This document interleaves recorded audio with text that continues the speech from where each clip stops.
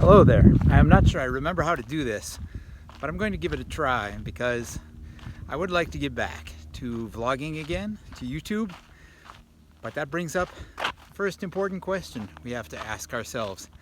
Can you go home again?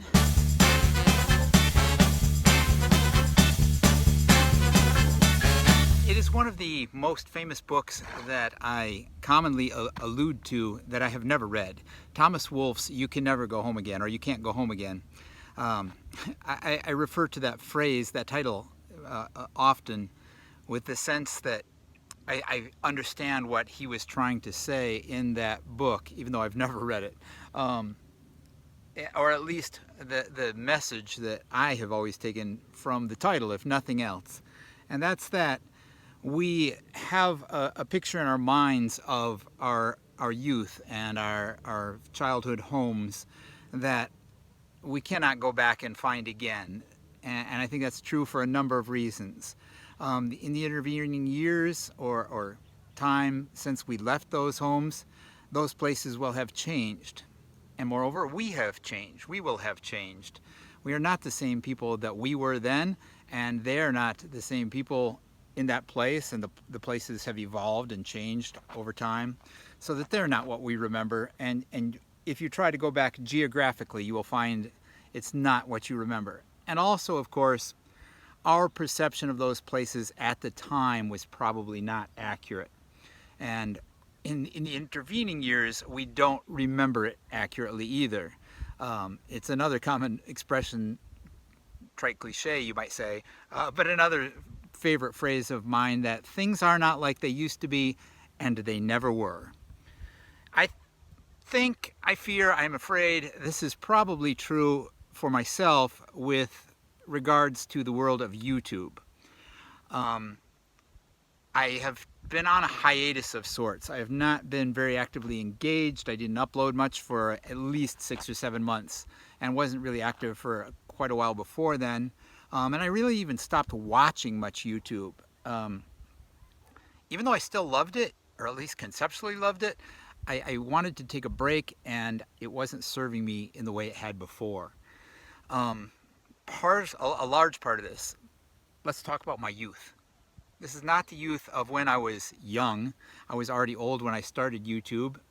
My very first YouTube video ever was called YouTube for Old People and Everyone. I was 55 then, I'm 62 now, so that was 7 years ago. And the first 3 or 4 years were, for me, idyllic. It was wonderful, it was new, I was experiencing new things, meeting new people, both IRL and eventually, both virtually online, and eventually I got to meet many of them IRL, whether at VidCon or just meetups in different conventions or just finding them some other place. I got to meet I made a lot of great friends, and I eventually got to meet them. It was heaven. It was wonderful. I loved it. But somewhere during like 2016, the political situation in the United States and really in much of the world got to be so confusing and so troubling.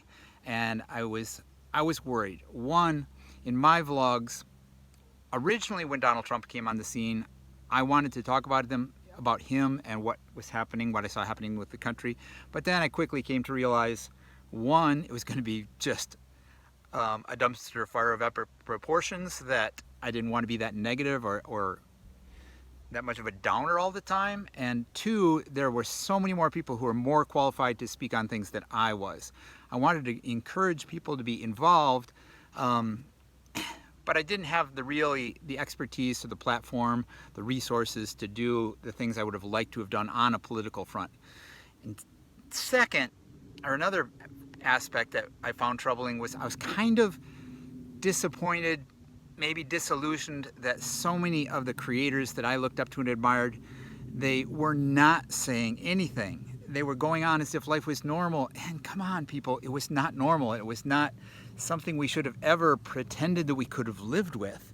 Or at least that was my view, and I didn't want to impose it on anybody, and I guess nobody else wanted to impose their will on other people's also, but it was not something you could ignore. So, I mean, that got worse and worse throughout the 4 years until 6 months ago when the election campaign, 6-7 months ago when the election started to really heat up, I really just needed to step back, and I didn't want to involve myself with YouTube because it was not satisfying what I felt was the most compelling, driving, urgent need for us all to focus our attention on. And so I took a break. And part of me was like, when I come back to YouTube, it will be like 2013 all over again. When I first discovered YouTube, Vlogbrothers, Wheezy Waiter, Michael Aranda, so many different creators. I mean, they all had back catalogs already, so I could binge watch it and discover so many things and just watch for hours on end. And it was so rich and exciting. And I thought, if I don't watch for an extended period of time, when I come back, I'll have a new backlog that I can binge through, and it'll be just like 2013. I mean, no, probably not, but with the same kind of Pandora's box of possibilities. Because remember, for all the bad things that escaped out of Pandora's box, the one thing at the bottom was hope. So I want to come back to YouTube. I have been starting to watch a lot of things, and yes, it is in many ways as wonderful as I remember it. But the question is, can we still find what I remember the world of YouTube as being then? And the most important thing about YouTube at the time was that my favorite word in the English language is connection. But a close second, or one of the tops also, is community. And those two things, I mean, they're related, obviously, but those two things were what really made YouTube for me just a revitalizing force in my life at a time when I had really needed it. And I hope that that can still exist.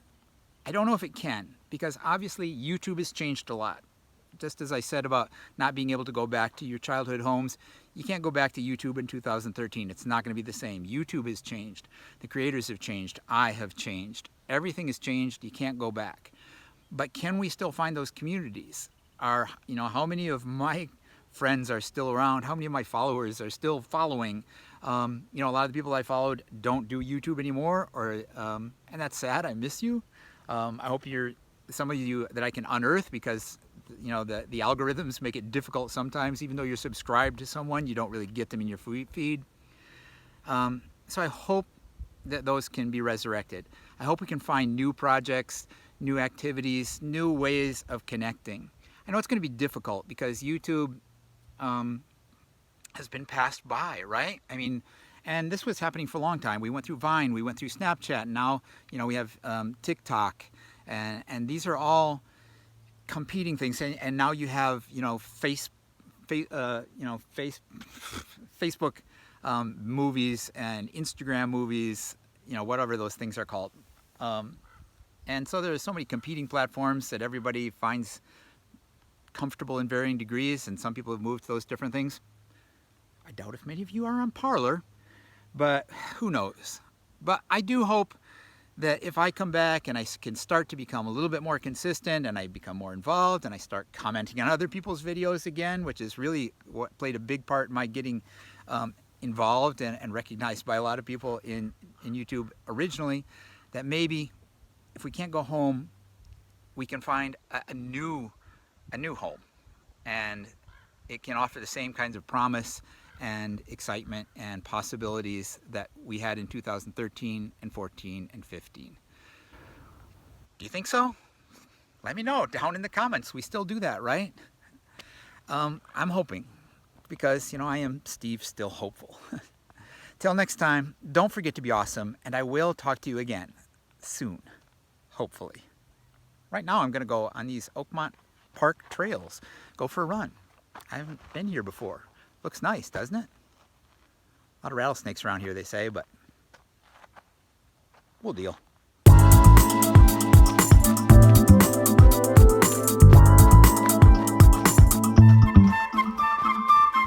Bridge to nowhere.